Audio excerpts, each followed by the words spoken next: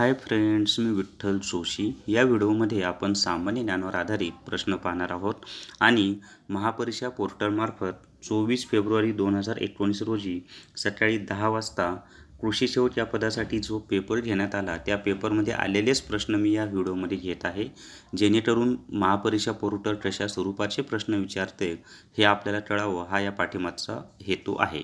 तत्पूर्वी तुम्ही जर विठ्ठल जोशी माझं चॅनल सबस्क्राईब केलं नसेल तर या व्हिडिओच्या खाली लाल कलरमध्ये असलेलं सबस्क्राईब हे बटन टच करा, म्हणजे विठ्ठल जोशी हे माझं चॅनल सबस्क्राईब होईल आणि माझे नवीन येणारे इतरही व्हिडिओ तुम्हाला पाहता येतील. चला तर मग या व्हिडिओमधला पहिला प्रश्न पाहूयात आपण. पहिला प्रश्न आहे, बँड आणि दत्तक घेतलेल्या गावामधील अंतर किती असते? तर बँड आणि दत्तक घेतलेल्या गावामधील अंतर हे 10 मैल असते. बँड व दत्तक घेतलेल्या गावामधील अंतर 10 मैल असते. त्यानंतरचा प्रश्न आहे, कोणत्या भारतीय व्यक्तीला 2017मध्ये विश्वसुंदरी मिस वर्ल्ड या किताबाने गौरवण्यात आलं होतं? तर त्याचं उत्तर आहे मानुषी चिल्लर. मानुषी चिल्लर या भारतीय व्यक्तीला 2017मध्ये विश्वसुंदरी किंवा मिस वर्ल्ड या किताबाने गौरवण्यात आलं होतं. उत्तर आहे मानुषी चिल्लर. त्यानंतरचा प्रश्न पाहूयात आपण. भारताचे सरासरी पर्जन्यमान डॅश डॅश मिलीमीटर आहे? तर भारताचे सरासरी पर्जन्यमान हे 1194 मिलीमीटर आहे. भारताचे सरासरी पर्जन्यमान 1194 मिलीमीटर आहे. त्यानंतरचा प्रश्न आहे, महान सम्राट छत्रपती शिवाजी महाराज यांनी डॅश डॅश वर्षी महाराष्ट्राचा सर्वोच्च शासक म्हणून स्वतःला किरीटित केले. आता असा मराठीतला शब्द नाही समजला तर इंग्लिशमध्ये वाचायचं. त्याचा अर्थ स्वतःला राज्याभिषेक करून घेतला असा होतो. तर शिवाजी महाराजांनी राज्याभिषेक 1674 साली झालेला आहे. शिवाजी महाराजांचा राज्याभिषेक 1674 साली झालेला आहे, म्हणून त्याचं उत्तर आहे 1674. ए नंबरचं उत्तर आहे. पाण्याच्या बाष्पीकरणास प्रतिबंध करण्यासाठी कोणते रसायन योग्य असते? तर पाण्याच्या बाष्पीकरणास प्रतिबंध करण्यासाठी इथिल अल्कोहोल हे रसायन योग्य असते. पाण्याच्या बाष्पीकरणास प्रतिबंध करण्यासाठी इथिल अल्कोहोल हे रसायन योग्य असते. त्यानंतरचा प्रश्न आहे, स्त्री उद्योजकांसाठी स्वतंत्र धोरण असणारे महाराष्ट्र हे भारतातील डॅश डॅश राज्य आहे? तर त्याचं उत्तर आहे पहिले, स्त्री उद्योजकांसाठी स्वतंत्र धोरण असणारे महाराष्ट्र हे भारतातील पहिले राज्य आहे. प्रथम खेलो इंडिया स्कूल गेम्स 2018मध्ये महाराष्ट्राने एकूण किती सुवर्णपदके जिंकली? तर त्याचं उत्तर आहे 36. प्रथम खेलो इंडिया स्कूल गेम्स 2018मध्ये महाराष्ट्राने एकूण 36 सुवर्णपदके जिंकली आहेत. त्यानंतरचा प्रश्न पाहूयात.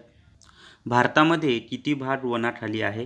तर भारतामध्ये 21% भाग हा वनाखाली आहे. भारतामध्ये 21% भाग हा वनाखाली आहे.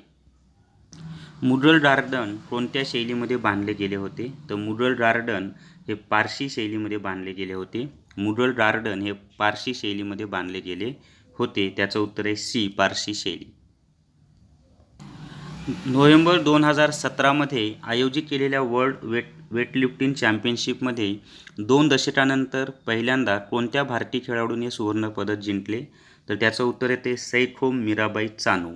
सैखोम मीराबाई चानू यांनी नोव्हेंबर 2017मध्ये आयोजित केलेल्या वर्ल्ड वेटलिफ्टिंग चॅम्पियनशिपमध्ये 2 दशकांनंतर पहिल्यांदा सुवर्णपदक जिंकले. त्याचं उत्तर आहे ए, सैखोम मीराबाई चानू. त्यानंतरचा प्रश्न आहे की राहुल आवारे ज्यांनी कॉमनवेल्थ गेम 2018मधील कुस्ती स्पर्धेत सुवर्णपदक जिंकले ते महाराष्ट्रातील कोणत्या तालुक्याचे आहेत? तर त्याचं उत्तर आहे पातोडा या तालुक्याचे आहेत. राहुल आवारे हे पातोडा या तालुक्याचे आहेत. त्यांचे उत्तर ए, पातोडा. त्यानंतरचा प्रश्न पाहूयात आपण. त्यानंतरचा प्रश्न आहे, महाराष्ट्रामधील नवेगाव नागझरा व्याघ्र प्रकल्प हा छत्तीसगडमधील डॅश डॅशशी जोडलेला आहे? तर महाराष्ट्रातील नवेगाव नागझरा व्याघ्र प्रकल्प हा छत्तीसगडमधील इंद्रावती व्याघ्र प्रकल्प याच्याशी जोडलेला आहे. इंद्रावती व्याघ्र प्रकल्प हे त्याचं उत्तर आहे. त्यानंतरचा प्रश्न आहे, रयतवारीमध्ये जमिनीचा मालक कोण असतो? तर रयतवारीमध्ये जमिनीचा मालक हा शेतकरी असतो. रयतवारीमध्ये जमिनीचा मालक हा शेतकरी असतो. डी त्याचं उत्तर आहे. डॅश डॅश वर्षामध्ये इंग्रज राजाद्वारे इंग्लिश ईस्ट इंडिया कंपनीला बॉम्बे देण्यात आले? तर याचं उत्तर आहे 1661. 1661मध्ये इंग्रज राजाद्वारे इंग्लिश ईस्ट इंडिया कंपनीला बॉम्बे देण्यात आले. त्यानंतरचा प्रश्न आहे पृथ्वीभोवती पसरलेल्या रंगहीन, चवहीन व गंधहीन वायूंच्या मिश्रणास डॅश डॅश असे म्हणतात. तर पृथ्वीभोवती पसरलेल्या रंगहीन, चवहीन व गंधहीन वायूच्या मिश्रणास वातावरण असे म्हणतात. सी त्याचं उत्तर आहे, फक्त वातावरण असे म्हणतात. त्यानंतरचा प्रश्न आहे भारतामध्ये पहिले कृषी विज्ञान केंद्र कुठे स्थापित करण्यात आले? तर भारतामध्ये पहिले कृषी विज्ञान केंद्र पॉंडिचेरी या ठिकाणी स्थापित करण्यात आले. भारतामध्ये पहिले कृषी विज्ञान केंद्र पॉंडिचेरी या ठिकाणी स्थापित करण्यात आले. प्राण्यांच्या पेशी या वनस्पती पेशीहून कशा प्रकारे भिन्न असतात? तर त्याचं उत्तर आहे डी, पेशीभित्तिकांचे अस्तित्व किंवा अनुपस्थिती. म्हणजे जी प्राण्याची पेशी असते त्याच्यामध्ये पेशीभित्तिका नसते आणि वनस्पती पेशीमध्ये पेशीभित्तिका असते. तर प्राण्यांच्या पेशी व वनस्पती पेशीहून कशा प्रकारे भिन्न असतात? तर पेशीभित्तिकांचे अस्तित्व किंवा अनुपस्थिती यावरून भिन्न असतात. त्यानंतरचा प्रश्न आहे क्लास मीडिया हा शब्द कशाचा संदर्भ देतो? तर क्लास मीडिया हा शब्द गट मीडिया याचा संदर्भ देतो. क्लास मीडिया हा शब्द गट मीडिया याचा संदर्भ देतो. ज्योतिराव गोविंदराव फुले यांना महाराष्ट्रामधील उत्पीडित लोकांसाठी त्यांनी केलेल्या कामाच्या सन्मानार्थ डॅश डॅश हे शीर्षक देण्यात आले होते. तर आपण महात्मा ज्योतिबा फुले असं म्हणतो, म्हणून त्याचं उत्तर आहे ए, महात्मा हे त्याचं उत्तर आहे. त्यानंतरचा प्रश्न पाहूयात आपण. गुढीपाडवा उत्सवात डॅश डॅश पंचांगाची सुरुवात देखील साजरी होते. तर गुढीपाडवा उत्सवात शालिवाहन या पंचांगाची सुद्धा सुरुवात होते. तर गुढीपाडवा उत्सवात शालिवाहन पंचांगाची सुरुवात देखील साजरी केली जाते. आपण म्हणजे मराठी वर्षाचा पहिला दिवस असतो गुढीपाडवा म्हणजे, तर त्याचं उत्तर आहे शालिवाहन. त्यानंतरचा प्रश्न आहे ऑफ सायलेन्स, पण इथं मराठीमध्ये मिस्टेक झाली, टॉवर ऑफ सायलेन्स असा येते. तर टॉवर ऑफ सायलेन्स भारतातील पुढीलपैकी कोणत्या धर्माशी संबंधित आहे? तर टॉवर ऑफ सायलेन्स भारतातील पारशी या धर्माशी संबंधित आहे. टॉवर ऑफ सायलेन्स हा भारतातील पारशी या धर्माशी संबंधित आहे. केंद्रीय सहकारी बँकांची कार्यकारी स्थिती काय असते? तर केंद्रीय सहकारी बँकांची कार्यकारी स्थिती ही जिल्हास्तरीय बँक असते. केंद्रीय सहकारी बँकांची कार्यकारी स्थिती ही जिल्हास्तरीय असते.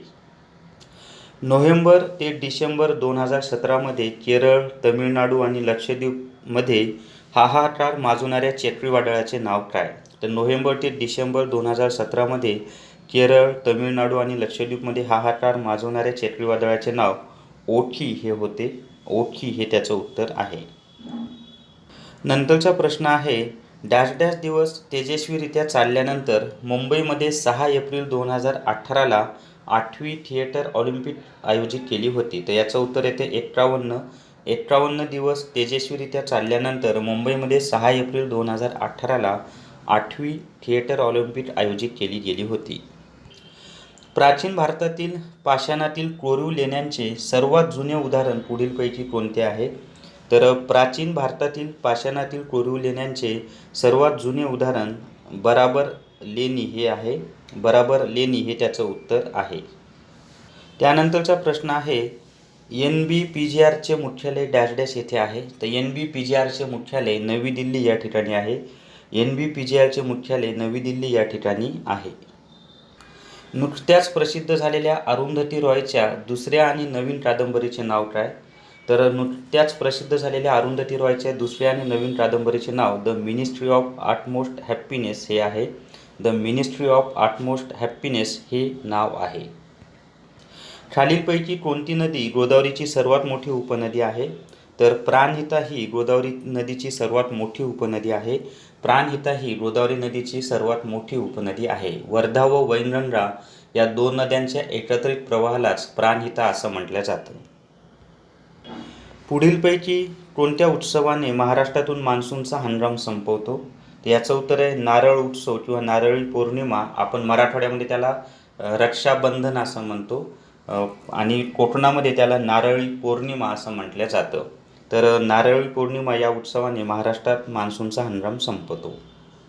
म्हणजे कोकणामधले जे कोळी लोक आहेत ते नारळाची पूजा करून समुद्रामध्ये सोडतात आणि त्यांची मच्छीमारी सुरू होते. मग त्यालाच नारळी पौर्णिमा किंवा नारळ उत्सव असे म्हणतात.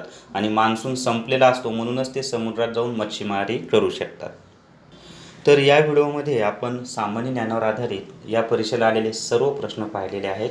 आणि जर तुम्हाला हा व्हिडिओ आवडला असेल तर तुमच्या मित्रांसोबत, इतर व्हॉट्सअप ग्रुपवर आणि टेलिग्राम चॅनलवर हा व्हिडिओ जास्तीत जास्त शेअर करा. आणि विठ्ठल जोशी हे माझं चॅनल सबस्क्राईब करा. Thank you very much.